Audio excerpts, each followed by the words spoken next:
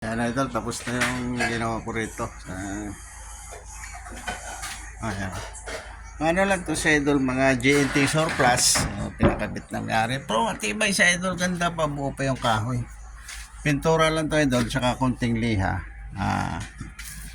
Tapos na. Okay na, maganda na siya. At ito idol, tinakpan ko rin to. Ayan idol, tinakpan ko rin yan idol. Mga ano siya idol, yung mga lumang sinangunang mga kahoy na halos karamihan na hardware wala ka nang mabili nito. Ganito kalalapad. Mayroon nabibili nito idol, yung mga maliliit lang dito. Mayroon nabibili dito sa mga surplus yata, meron ito. Pero mahirap na rin makahanap ng mga ganitong kahoy.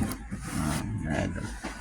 Ngayon ito kasi ito lumang bahay na ito idol, yung mga binaklas dito, pinakabit dito. Saka matibay siya idol. Kisame, ginawang kisame. Sikinhan lang nga lang siya idol. Pintura lang to. Tapos na, maganda na.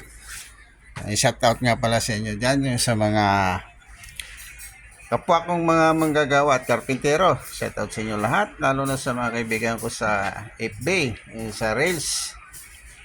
Shout out sa inyo. Maraming salamat sa inyong suporta.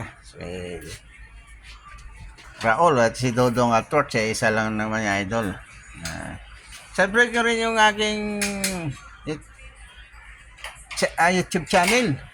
Si Dodong at Torch at saka si Raul follow nyo na lang idol sa Raul sa Reels sa Facebook. Hanggang dito na lang, shout out sa inyo lahat. God bless.